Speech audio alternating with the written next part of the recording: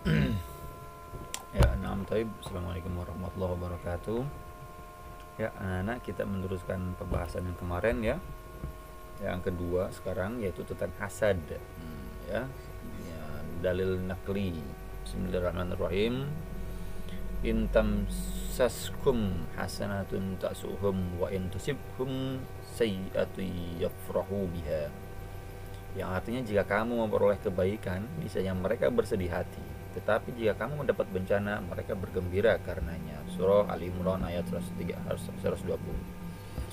Oke, sampai-sampai Allah berfirman seperti ini terhadap manusia. Berarti kan manusia cenderung akan memiliki sifat seperti ini, gitu kan. Dalam sel-sel tubuh manusia ada dampak akan mengeluarkan nilai-nilai negatif, gitu ya. Makanya Allah sampai berbicara seperti ini. Oke, dampak negatifnya sangat luar biasa sekali ya. Nah, pengertiannya hasad. Hasad adalah penyakit hati ketika seseorang merasa tidak senang jika orang lain menerima karunia dari Allah. Nah, secara bahasa, hasad artinya adalah dengki atau benci. Menurut istilah, hasad adalah membenci nikmat Allah yang dianugerahkan kepada orang lain, serta menginginkan agar nikmat tersebut segera hilang atau terhapus dari orang lain. Oke, nikmatnya ini memang nikmat yang ada di dalam orang lain kadang membuat diri kita tergiur dan ingin memilikinya. Saya tidak bohong, itu kadang suka di benak, suka muncul ketika kita jalan melewati sebuah perumahan yang begitu mewah, yang di dalamnya ada sebuah keluarga dengan mobil-mobil yang mewah gitu. Sampai hati tuh berbicara, ini orang kerjanya apaan gitu, pohara amat gitu. Andaikan, wah, berandai-andai akhirnya gitu ya. Tapi alhamdulillahnya berandai-andai tidak sampai muncul sebuah rasa kebencian terhadap seseorang, terhadap orang yang memiliki harta yang lebih gitu. Kalau misalkan ada perasaan hasad itu, hati-hati ya, hati-hati. Berarti orang tersebut, bukan kalian ya, orang tersebut sedang tidak disukai oleh Allah. Nah, gitu.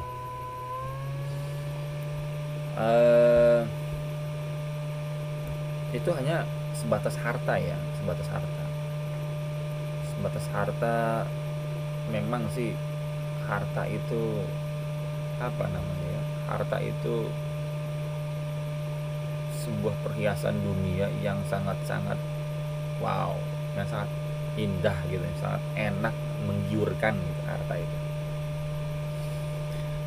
Tidak sedikit orang-orang banyak yang ya saling bunuh masalah harta ya. Nah, untuk perempuan hati-hati ya. Kebanyakan adalah perempuan yang memiliki hasad ya. Jadi mereka nggak mau tersiak. Itu banyak seperti itu. Tapi enggak di kelas 10 agama ya. Nah, oke, kita lihat yang selanjutnya. Nikmat yang dikaruniakan oleh Allah kepada hambanya tidak sama.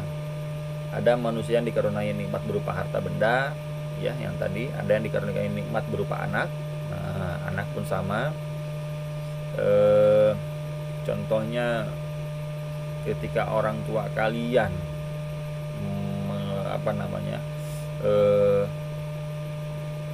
melahirkan kalian, lalu tetangga kalian pun sama. Nah, ada beberapa yang tidak dimiliki oleh orang tua kalian di bayi tetangganya itu. Contohnya cepat berbicara, bicaranya cepat gitu maksudnya ya, jalannya cepat, artinya cekatan, anak itu cekatan gitu. Terus apa lagi itu, tetapi tetangganya si orang tua kalian itu apa namanya ya, kurang mampu gitu. Tapi otak anaknya cerdas, sampai kedua orang tua kamu itu sampai apa namanya, sampai berbuat yang enggak gitu terhadap anaknya itu. Nah, kadang kan orang seperti itu, kadang, tapi enggak orang tua kalian ya. Terus berupa kecerdasan yang tadi ya, kecantikan sama dan lain sebagainya. Akan tetapi manusia yang mempunyai perilaku hasad merasa tidak senang jika orang lain menerima karunia. Ya pokoknya mah iri, dengki lah sama terhadap nikmat Allah yang apa namanya ya, yang lebih-lebih itu. Gitu. Nah, sebab-sebab, ada 2 sebab utama yang membuat seorang berlaku hasad. Yang pertama adanya rasa permusuhan, berarti ada percikan-percikan api ya, dan kebencian kepada seseorang. Yang kedua adanya sifat takabur atau sombong, yakni merasa diri sendiri yang paling baik, paling benar atau paling hebat. Dari sifat dan sikap seperti ini, seseorang tidak suka terhadap keberhasilan dan kemajuan yang dicapai orang lain. Nah, di perusahaan-perusahaan itu banyak sekali perusahaan-perusahaan ya, banyak sekali yang memiliki sifat hasad ya, sampai-sampai ya ada yang saling bermusuhan, yang tadinya teman jadi bermusuhan ya gara-gara itu. Temannya sudah naik duluan, sudah naik pangkat duluan, dia belum juga ya kan, temannya belum, dia udah naik lagi ya, kadang seperti itu ya. Ada aja yang paling yang apa namanya, sebuah permasalahan tuh pasti ada aja.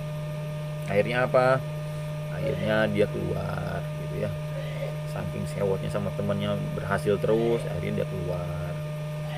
Tapi tetap meskipun keluar, gedeknya masih ada gitu, ada seperti itu.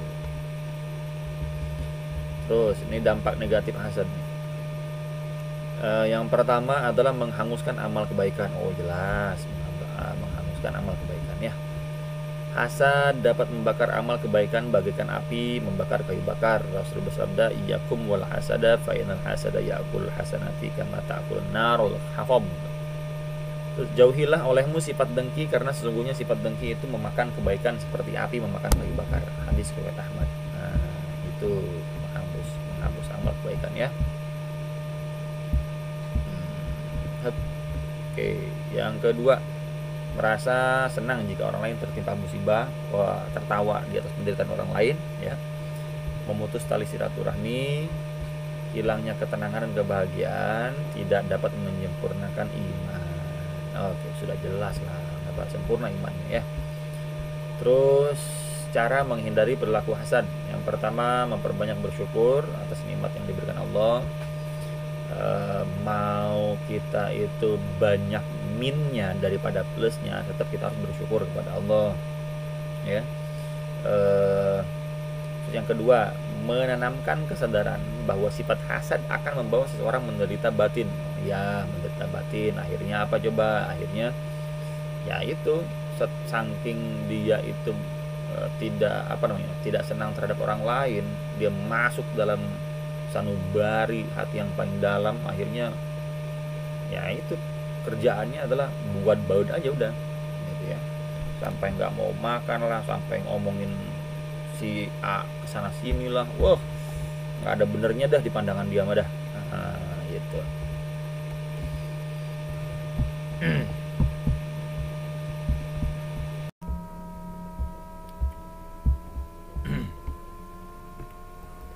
Oke, ujub dalil naklinya, Rasul bersabda, salatu muhlikatin syuhun muta'un wa huwa muttaba'un wa ajabul mar'i binafsi. 3 perkara yang membawa kepada kehancuran. Wow. Yang pertama pelit, terus mengikuti hawa nafsu, dan suka membanggakan diri. Oke, pelit itu luar biasa ya. masuk dalam kategori yang membawa ke sebuah kehancuran. Wow, pelit. Jadi tuh, jadi orang yang pelit. Terus yang kedua adalah mengikuti hawa nafsu. Wow, ini nafsu sangat luar biasa sekali ya. Untuk pengendalian nafsu supaya turut sama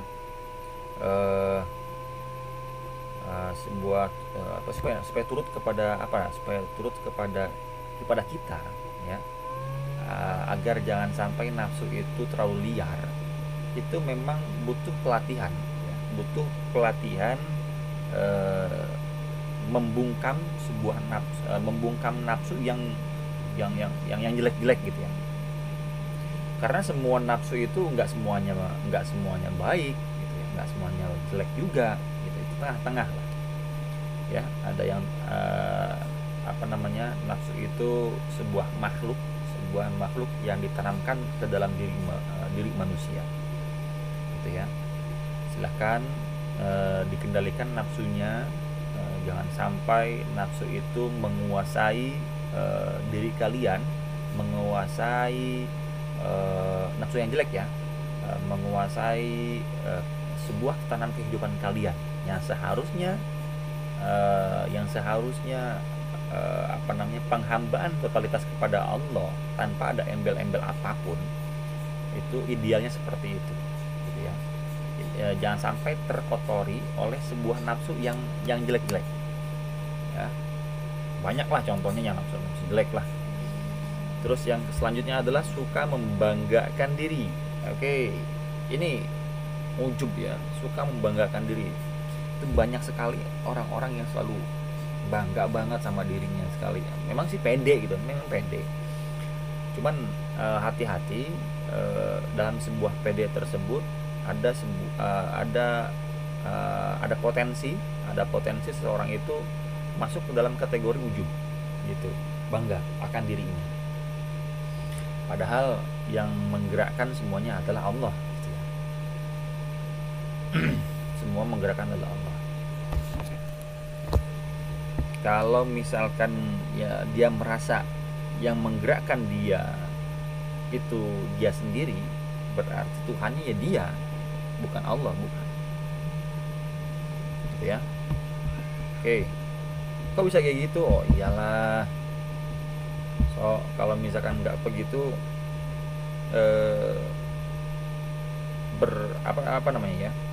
dia hebat amat gitu. Kok bisa hebat? Iyalah, seakan-akan dia Allah kok. Kalau kita mah apa tuh? Kalau nggak percaya, kalian coba deh, seberapa persen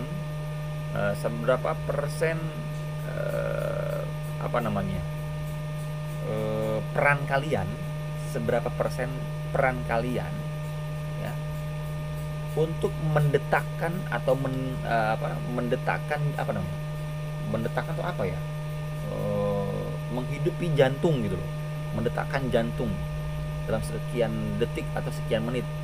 Kalian berapa persen peran kalian gitu, peran diri kalian itu berapa persen, atau berapa persen kalian itu mengalirkan darah ke seluruh tubuh, berapa persen peran kalian.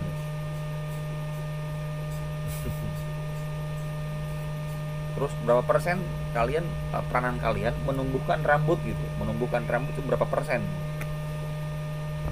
Terus merasa kalian gitu menumbuhin rambut gitu, ditumbuh-tumbuhin gitu ya.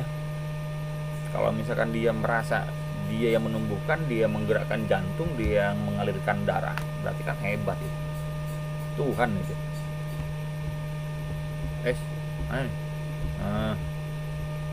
Kok gini sih?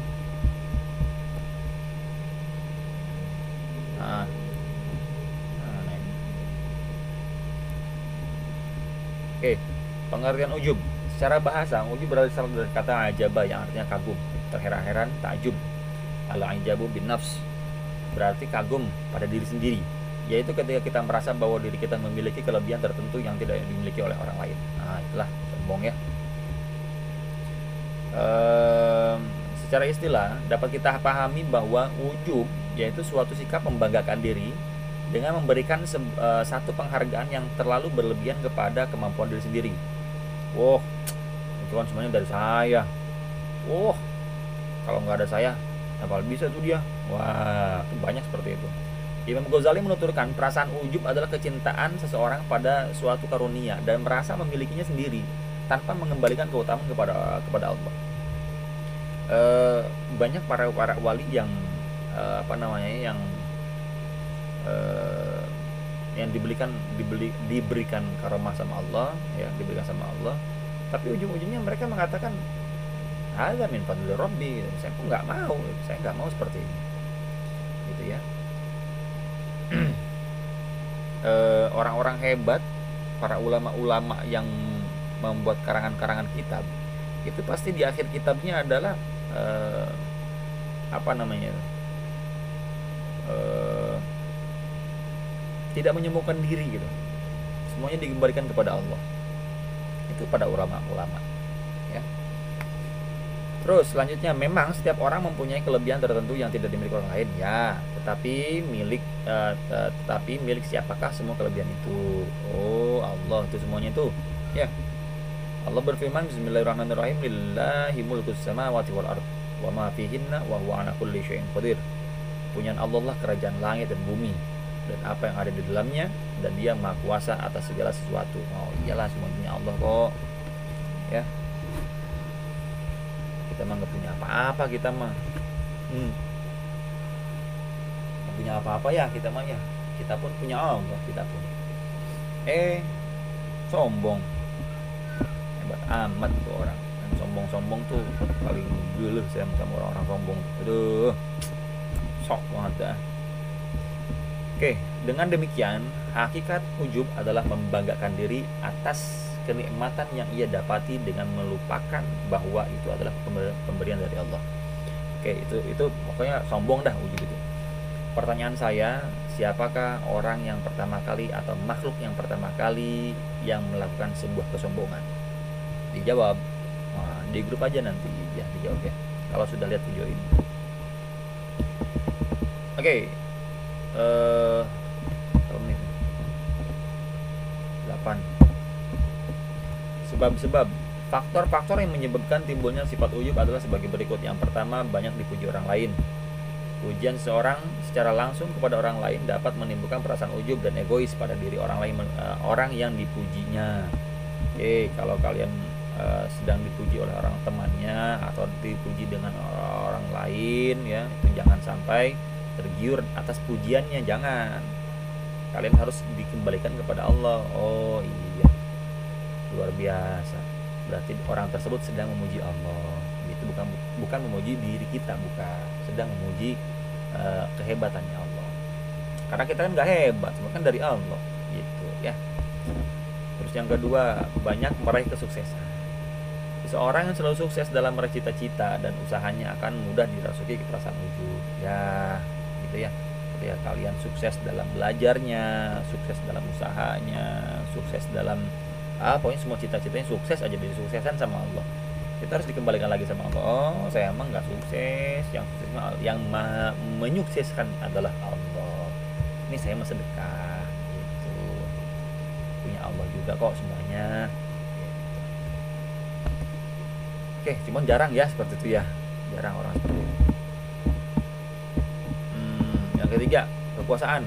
Waduh, setiap penguasa biasanya mempunyai kebebasan bertindak tanpa ada protes dari orang di sekelilingnya, dan banyak orang yang kagum memujinya. Nah, banyak orang yang kagum memujinya. Ini kekuasaan. Sekarang lagi rame-ramenya DPR ya. DPR kan penguasa. Ya, mereka sekarang dewek tuh melakukan sebuah sebuah tindakan itu tanpa memikirkan siapa dia. Ya bagaimana tuh kalau orang udah dikuasai oleh kekuasaan mah sikapnya sepenuhnya seperti itu. Memang seperti itu ya. Nggak bisa, jarang gitu penguasa sikapnya baik-baik, itu jarang. 1001. Makanya wajar orang-orang DPR tuh melakukan hal-hal yang konyol-konyol tuh wajar lah. Dan orang-orang yang mendemonya, yang tidak senangnya pun itu wajar juga itu. mesti dia di apa namanya, bukan dikhianati ya. Ya pertama mungkin dikhianati atas kampanyenya, yang kedua adalah menggubris sebuah ide-ide yang dikeluarkan oleh pemerintah gitu, yang tidak sesuai dengan kemanusiaan. Ya itu semua ada plus min plusnya, min plus semua juga ada. Memang harus seperti itu kehidupan dunia. Kalau misalkan plus aja itu nggak seru, atau min doang itu nggak seru, harus ada min plusnya ya. Terus yang keempat, mempunyai intelektual dan kecerdasan tinggi. Itu hati-hati ya orang-orang cerdas itu. Orang cerdas memang sedikit sombong gitu. Makanya saya belajar naon bego, sombong kan ya. Yang kelima, memiliki kesempurnaan fisik. Wah, oke, cantik. Oh, cantik berarti kan perempuan ya. Cantik kan perempuan, itu perempuan tuh sangat dalam kecantikannya tuh sangat sangat banyak sekali, sangat banyak sekali tergelincir oleh sombongan. Banyak ya, mentang-mentang dia cantik nggak mau kenal sama orang yang jelek ya. Mentang-mentang dia cantik, saya mah jelek, ketika saya suka sama dia nggak mau, itu kan sombong. Itu banyak seperti itu.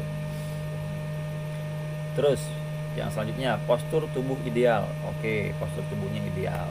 Idealnya wallahu alam seperti apa idealnya. Lalu tampan. Oh, ganteng. Tampan tuh ganteng ya. Kadang orang tampan juga ngelihat juga gitu ya. Ketika seorang perempuan itu pingin banget sama dia, perempuannya jelek ya, pingin banget sama dia, ngefans sama dia, terus dicampakkan oleh dia, wah itu kan sombong. Dan ia memandang kelebihan yang ada pada dirinya, semua kelebihan dipandang sama dia, serta lupa akan keberadaannya sebagai manusia, akan cenderung ujub. Ya bagaimana tidak lupa, kok manusia kok, Anas kok gitu ya. Manusia kan pelupa gitu. Jangankan untuk masalah ujub, untuk keseharian ini kadang suka lupa naruh kunci di mana ya, naruh uang di mana ya, lupa semua. Apalagi dengan sikap ujub gitu, sikap sombong, ya lupa yang bentuknya itu imaterial gitu, yang tidak berupa materi. Kalau uang kan materi, kunci materi, baju materi, semuanya pasti kadang suka lupa tuh. Di mana ya kayak gitu dulu. HP di mana ya, coba silent ya, kamu di silent nggak? Iya di silent. Mana yang mau di silent kan gitu. Oke, selanjutnya dampak negatif. Dampak negatifnya ujub. Ngantuk Yang pertama, ujub akan membawa ke arah kesombongan ya. Iyalah, ujub itu sombong. Karena ujub merupakan salah satu sebab timbulnya kesombongan, dan hal itu memberikan pengaruh negatif yang sangat banyak ya. Yang kedua, meremehkan dosa di hadapan Allah. Naudzubillah min dzalik ya. Karena merasa ibadahnya sudah sempurna, hebat amat. Yang ketiga, melupakan nikmat itu pemberian dari Allah, karena merasa bahwa keberhasilannya itu merupakan hasil usahanya sendiri, bukan pemberian Allah. Nah ini banyak orang yang tergelincir dengan usaha-usahanya, dengan harta bendanya, kalau segalanya adalah hasil jerih payah dia, bukan hasil daripada pemberian daripada Allah. Jadi seolah-olah ketika orang tersebut berhasil atas jerih payahnya, dia mengatakan ini adalah hasil usaha saya, ini adalah hasil kerja keras saya. Kalau kamu ingin seperti saya, ya ikutinlah gitu ya. Kamu jangan maunya dicelokin aja gitu. Dikasih terus gitu, tangannya di bawah terus, jangan. Ikutin saya kan gitu ya. Itu berbicara sama nenek-nenek jompo gitu, bilang, nek ikutin ikutin saya dong, kerja keras segala macam. Ini nenek gila. Itu ya. Yang keempat, tidak takut azab. Ya kalau tidak takut azab berarti nggak pernah nonton film Indosiar tuh. dan kemungkinan Allah dan kemurkaan Allah karena ia meyakini bahwa ia telah mendapat kedudukan mulia di sisi Allah. Wow, ngeri deh. Ya. Terus itu banyak kok yang ulama-ulama yang bilang sebuah kisah-kisah itu yang tergelincir ya, barsisok ya, saking dia itu hebat kena azab deh ya, banyak seperti itu. Yang kelima, menggugurkan pahala. Karena Allah tidak akan menerima amalan kebajikan sedikit pun kecuali dengan ikhlas karenanya. Oke, untuk poin yang kelima ini saya tidak setuju menggugurkan pahala. Pahala nggak usah mikirin pahala ya, nggak usah mikirin pahala. Apapun ibadah yang kita laksanakan semuanya itu sebuah penghambaan yang totalitas kepada Allah. Jangan ada ambil pahala ya. Kita pun hidup pun diberikan sama Allah, napas pun diberikan sama Allah, semua kenikmatan diberikan sama Allah. Tahu-taunya minta lebih kepada Allah, minta kembalian kepada Allah, gitu ya. Hati-hati itu ya. Oke, yang keenam, enggan bermusyawarah dan berdiskusi dengan orang lain, juga enggan bertanya mengenai hal yang tidak diketahui. Ia lebih senang pada pendapatnya sendiri. Oke. Sengke, orang begitu sengke ya. Terus hilangnya rasa saling menghormati. Oke, lenyapnya rasa simpati orang kepadanya dan menanamkan kebencian. Orang yang sudah hilang rasa hormatnya berarti dia sudah hilang rasa kemanusiaannya. Udah hilang tuh ya, udah bukan manusia lagi dia. Yang kedelapan, enggan menerima nasihat orang lain karena menganggap orang lain lebih bodoh. Wah, ini ngeri tuh. Sudah si orang bawa omong dan nyawa engge. Wah, kan banyak kan seperti itu tuh. Sebelum diomong susah ya, belajar ya. Belajar ini maksudnya belajar menerima nasihat orang lain itu memang berat ya, saking sombongnya kita gitu. Kadang seperti itu ya. Oke, selanjutnya adalah cara menghindari ujub. Berapa menit nih? Cara menghindari ujub. Caranya adalah pertama, selalu mengingat akan hakikat dirinya. Selalu mengingat akan hakikat dirinya. Nyawa yang ada dalam tubuhnya semata-mata anugerah dari Allah. Andai kata Allah tiba-tiba mengambilnya, maka kabarnya tidak akan ada harganya sama sekali. Oke, semuanya hakikat dari Allah. Yang kedua, sadar sesadar-sadarnya akan hakikat dunia dan akhirat. Dunia adalah tempat menanam amal soleh untuk kebahagiaan di akhirat. Yang selanjutnya, yang ketiga, menyadari bahwa sesungguhnya nikmat itu pemberian dari Allah, bukan semata-mata hasil usahanya, bukan ya. Ilmu, harta, kesehatan, semua itu hanyalah titipan dari Allah. Jangan sampai masuk dalam sanubari hati, bahaya. Yang keempat, selalu ingat akan kematian dan kehidupan setelah mati. Cuman jarang orang yang ingatnya ketika ada speaker malam-malam sambil membaca innalillahi wa inna ilaihi rajiun. Wah, baru ingat baru itu ya. Kayaknya kalau mau tuh sebelum sholat isya ya, sebelum sholat itu harus ada harus ada, nggak usah pakai tahrim, nggak usah, innalillahi wa inna ilaihi rajiun aja udah ya. Otomatis orang-orang akan berbondong-bondong, ada apa nih, siapa meninggal, kan gitu ya. Enggak, gue nyuruh sholat doang. Kan gitu kan, keprank semua gitu. Kalau nggak begitu susah juga orang suruh sholat. Yang kelima, berdoa kepada Allah agar dijauhkan dari sifat ujub. Oke ya, silakan berdoa. Yang keenam, berusaha mau bekerja sama dan hidup saling menghargai. Itu oke. Ini adalah cara menghindari ujub. Oke, kita lihat waktunya.